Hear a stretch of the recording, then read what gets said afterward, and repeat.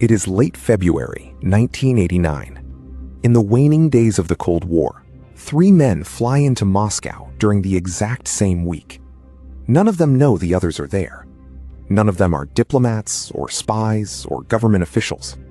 They are businessmen, representing rival factions in the global technology industry, and they have all traveled to the heart of the Soviet Union for the exact same reason. They are chasing a piece of computer software. The asset in question is not a military simulation or an encrypted communication protocol. It is a puzzle game built around falling geometric blocks. Over the next few days, these three men will navigate a labyrinth of Soviet bureaucracy, engaging in a high-stakes, closed-door negotiation that will ultimately decide the fate of a multi-billion-dollar global launch. The battle for this single piece of intellectual property will trigger international lawsuits, draw in media billionaires, and entirely reshape the landscape of the video game industry. This is the story of how a simple prototype built behind the Iron Curtain ignited one of the fiercest legal showdowns in corporate history. To understand how this bureaucratic collision happened, we have to rewind to a mid-20th century modernist institutional building at 40 Vavilova Street in Moscow. This was the Dorodnitsin Computing Center, a research institute of the Soviet Academy of Sciences. Here, a computer engineer named Alexey Pazhitnov was testing the capabilities of new hardware. The exact timeline of what happened next is a matter of slight historical contradiction.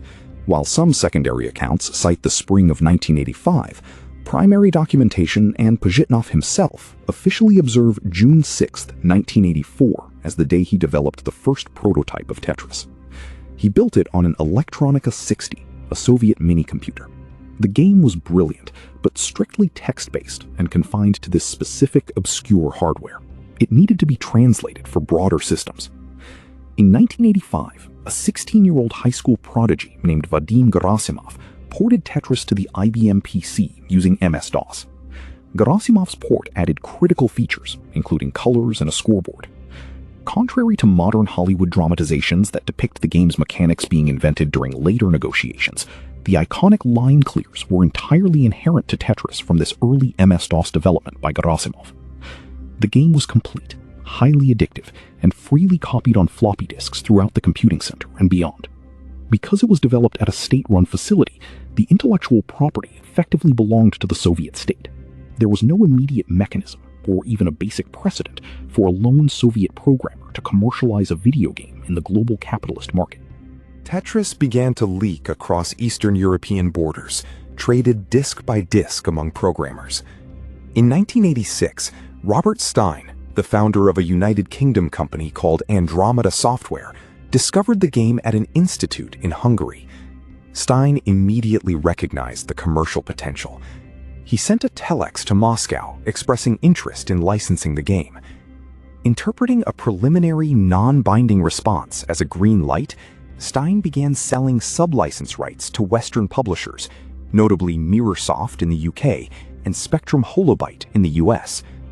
The problem was that Stein did not actually have a finalized legal contract from the Soviets yet. He was selling something he did not own. It wasn't until May 1988 that Elorg, the Soviet state-owned software and hardware export monopoly, officially took over the licensing negotiations. By this time, Tetris was already hitting Western shelves under the Mirrorsoft and Spectrum Holobyte banners.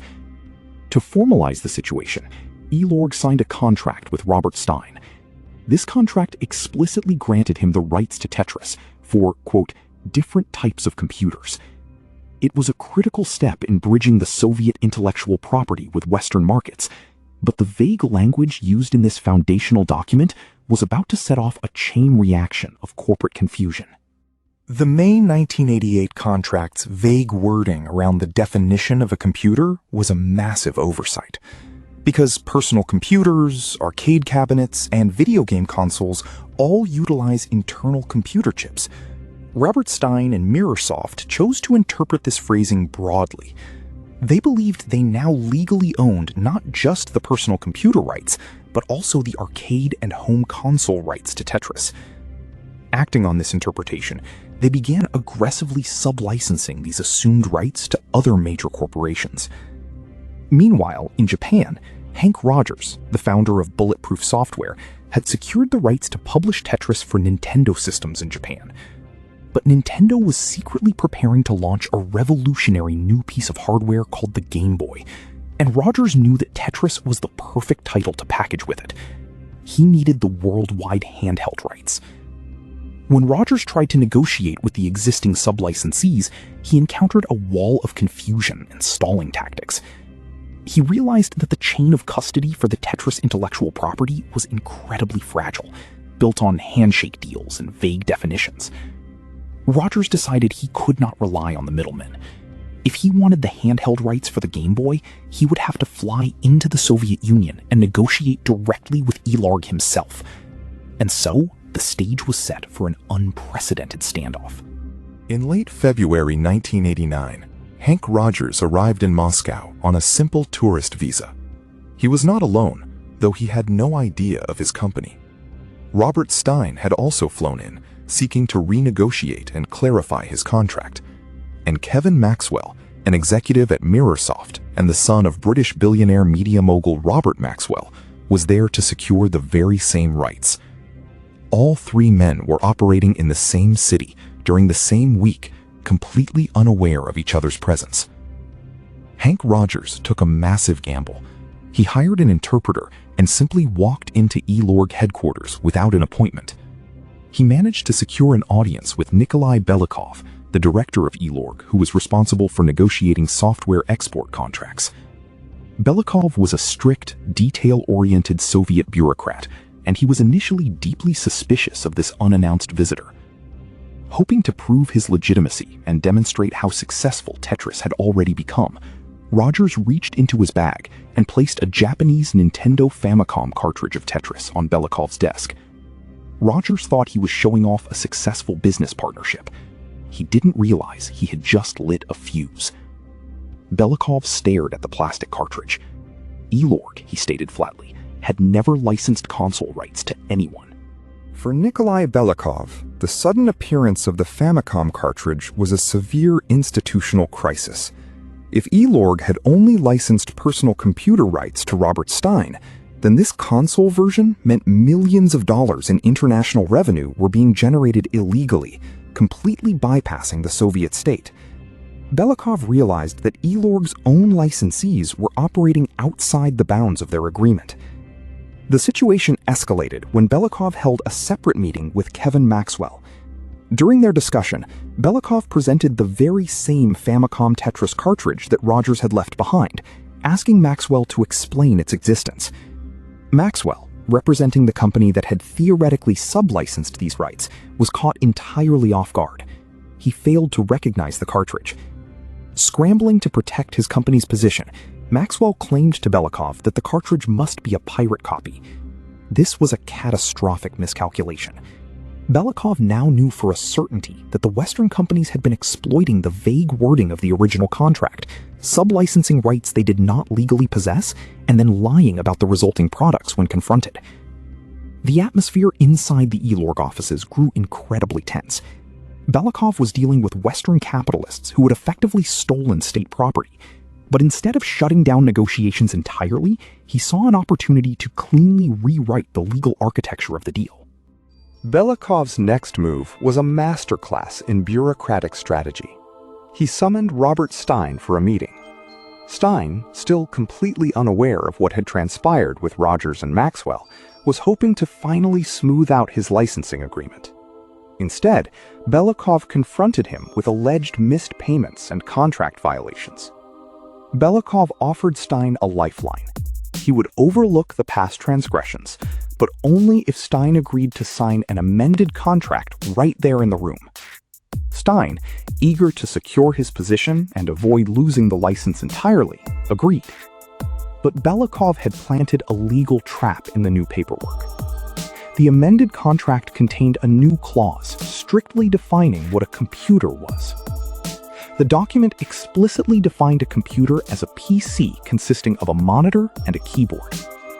By signing this document, Robert Stein legally and definitively forfeited any claim that his license covered arcade machines, home consoles, or handheld devices. In a single stroke of a pen, Belikov had stripped Stein and Mirrorsoft of the console rights, clearing the board entirely. He then turned back to Henk Rogers, who was waiting with a straightforward, highly lucrative offer. Elorg now had clean, undisputed console and handheld rights to sell, and Rogers was in the perfect position to buy them for Nintendo. With the legal path cleared, Nintendo moved rapidly. On March 22, 1989, Nintendo of America executives Howard Lincoln and Minoru Arakawa flew secretly to Moscow. They sat down with Belikov and formally signed a contract securing the exclusive console rights to Tetris for Nintendo. But the battle wasn't over. Back in the United States, Atari Games, operating under its Tengen brand, still believed they held the rights via their invalid sublicense from Mirrorsoft. In May 1989, despite receiving a cease and desist letter from Nintendo, Atari Tengen defiantly released their own unauthorized version of Tetris for the Nintendo Entertainment System. This triggered a massive legal showdown, but because of Belikov's amended contract, Nintendo had the ultimate trump card: the direct, unassailable signature of the Soviet government. In the summer of 1989, Nintendo won the Nintendo vs. Tengen lawsuit. The court issued an injunction, forcing Atari Tengen to recall and destroy hundreds of thousands of unsold Tetris cartridges. It was a total victory. On July 31st, 1989, Nintendo launched the Game Boy in North America, bundled directly with Tetris. The pairing was a cultural phenomenon. The Game Boy version alone went on to sell over 35 million copies, cementing Nintendo's dominance in the global handheld market. The original 10-year rights agreement signed with the Soviet state finally expired in 1996. At that point, the intellectual property rights reverted back to the man who had actually created the game, Alexey Pazhitnov. He relocated to the United States and formed the Tetris Company in partnership with Henk Rogers, finally taking control of his own creation. The 2023 biographical film about these events depicted dramatic car chases and physical KGB threats on the streets of Moscow. But as Henk Rogers himself later clarified, while the atmosphere in 1989 was incredibly tense, there were no car chases. The true intensity of the Moscow license battle didn't require Hollywood action tropes. The real thriller was entirely bureaucratic. It was a story of commas, contract clauses, and the clash between aggressive Western capitalism and a rigid Soviet state monopoly. In a cold room, armed only with a plastic cartridge and a sharp eye for legal definitions, a handful of men reshaped the global entertainment industry.